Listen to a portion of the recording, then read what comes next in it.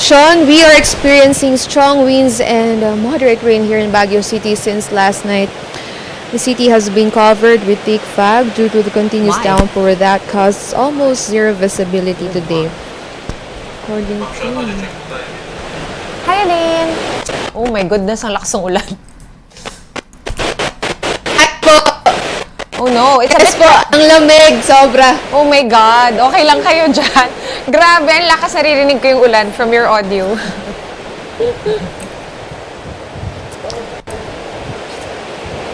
Saan ka nakatayo now, Elaine? We're in Baguio. Kamusta po dyan sa Manila, Mission? Naku, mainit! Sobra! Grabe, ang wild. Saan ka nakatayo now? Andito kami sa may saan ba to? City Engineering's office po sa may... Kuya, ano na nga ating Session? to? Malapit sa city proper. Hindi sa session po eh. Wala ka sa center.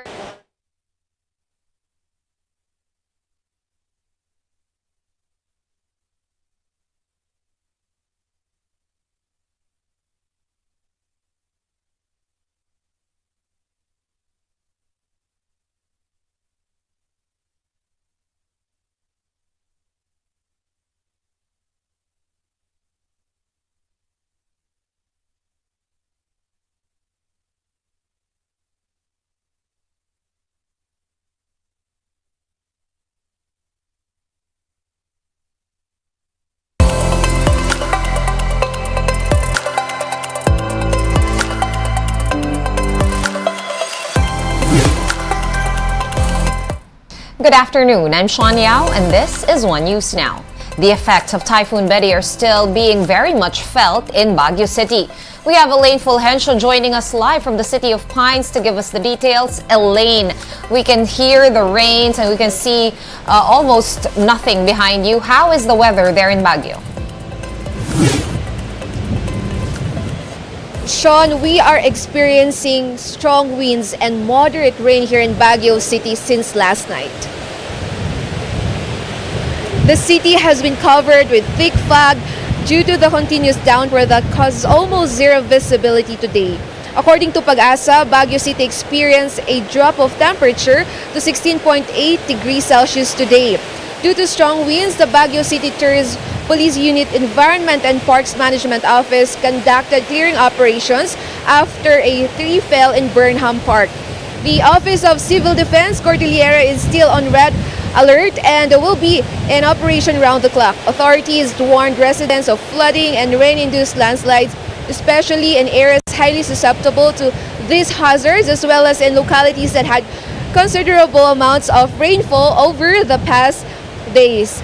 Sean, there have been no preemptive evacuations yet, but the local Disaster Risk Reduction and Management Council will take necessary precautionary measures if heavy rain and strong winds will continue. Sean? All right, Elaine, thank you for that update. Do stay safe, stay dry, and stay warm over there in Baguio City. Elaine Fulgencio reporting to us live. Meanwhile, experts are saying that the rains brought about by Typhoon Betty will not have any significant effect on the water level in the Angat Dam. Nevertheless, the MWSS wants to retain the current water allocation until June to avoid service interruptions. Shaila Francisco with the details. Rains brought by Typhoon Betty and the southwest monsoon will not be enough to fill Angat Dam. Its level continues to decrease since Sunday and is now at 190.08 meters. Sa forecast rainfall namin, medyo napataas siguro ng konti. Medyo malaki compare dun sa actual na bumagsak talaga dun, within the watershed at saka dun sa gamit ng tao. Despite this, the Metropolitan Water Works and Sewerage System, or MWSS, is appealing to the National Water Resources Board to retain the 52 cubic meters per second allocation for domestic water supply this coming June. MWSS explained that decreasing the allocation could result in water interruptions in some areas in Metro Manila and nearby provinces. Yun po yung iniiwasan po natin ngayon. Definitely, yes, magkakaroon po ng mga water interruptions. Pero yung interruptions na po yan, i-concentrate po kapag mababa yung demand. Which is nangyayari po yan kapag gabi. For its part, Pag-asa says this appeal is possible since the water level won't go down to 180 meters even with the 52 cubic meters per second allocation this June. This is the minimum operating level of the dam where domestic water supply is prioritized over irrigation. Water level in Angat is expected to rise in the next 3 months until August based on Pag-asa's estimates. However, a hydrologist says this allocation cannot be maintained for the rest of the year, especially amid the threat of El Nino. The government usually maintains a level of 212 meters by the end of the year to ensure sufficient supply until the following year's dry season. Pag lumakas yung El Nino comes end of the year, yun na nga, baka hindi na madagdagan yung dam natin. So mag-52 tayo ngayon, but before the end of the year, kailangan bawasan yung allocation. Otherwise, magkukulang tayo sa tubig. The NWRB says it will deliberate on the request on Wednesday. Shaila Francisco, VR1 News. We're gonna pause for a quick break, but One News Now will be back with more stories after that. Keep it here.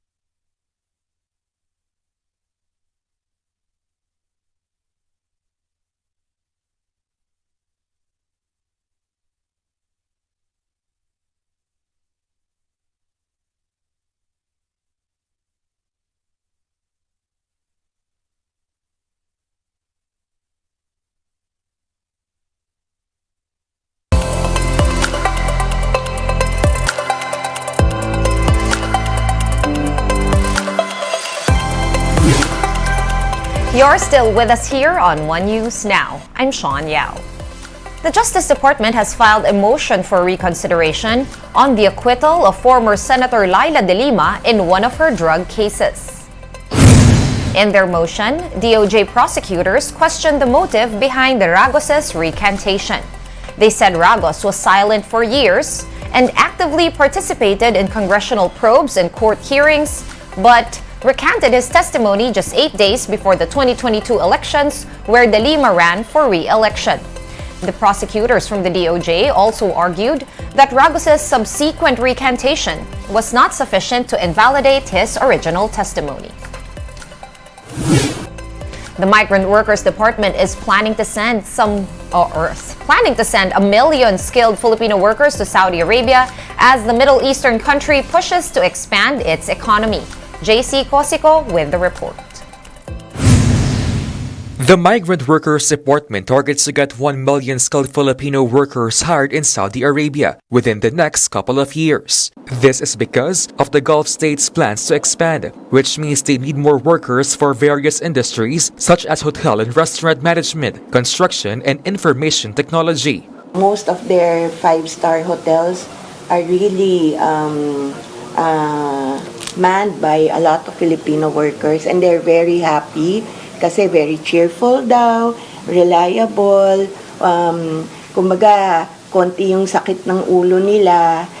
To date, there are 700,000 skilled Filipino workers in Saudi, but still just less than half of the 1.6 million count before the pandemic hit. With this, the DMW plans to implement a special hiring program. The agency says this will also take into account the country's own needs for manpower.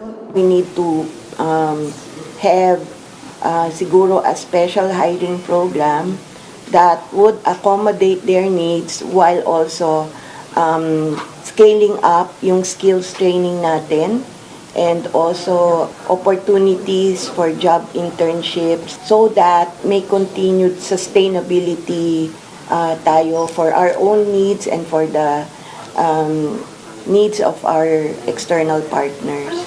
Their Saudi counterparts will send a technical team to Manila by the second week of June to iron out the details of the program. So we can discuss the mechanics and also their needs. And also top of the agenda, yung ease of doing business. They're also interested in looking at how to reduce recruitment costs.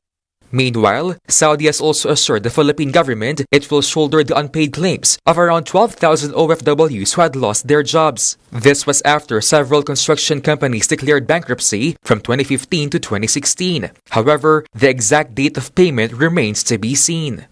Ayaw lang nila magbigay ng petsa, hindi dahil sa walang katiyakan na magbabayad, kung hindi dahil ayaw nila na in any case na merong aberya, ayaw nila na merong mapahiya.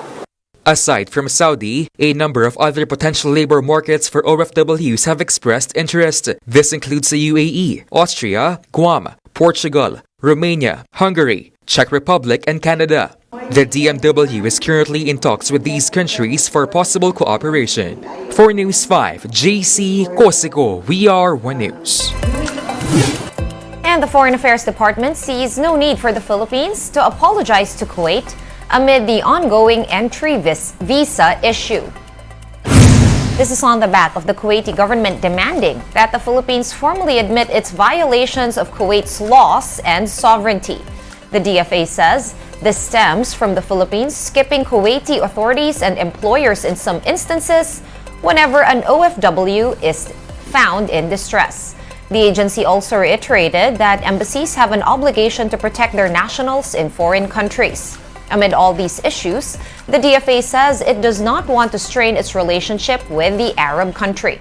A new round of negotiations will be held in July. We don't want to burn bridges with them. We don't want to say that we're not going to send anybody else to Kuwait anymore. But at the same time, everything that we will be doing as far as our nationals they are concerned is for their well-being. And we trust that there are Kuwaiti laws and regulations that will look after that part as well. One News Now will be back with the latest stories at 6:30 p.m. I'm Sean Yao. We are One News.